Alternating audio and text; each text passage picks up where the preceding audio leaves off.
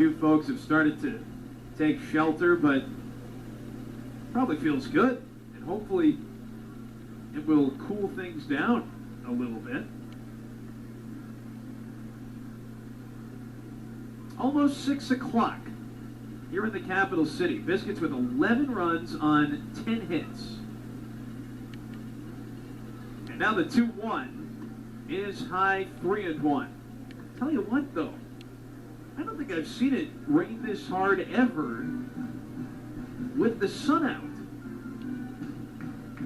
They just showed a close-up of Coleman Huntley on the video board, and it's coming down. 3-1. Qsar swings. This one is deep to center. Goodbye baseball. It's a grand slam for the Q-Man. And the Biscuits have indeed blown it wide open again. It's 15-1 now here in the bottom of the 7th. A little sun shower shot to Qsar, who hit it far. Biscuits up 14 now on Qsar's first grand slam as a Biscuit.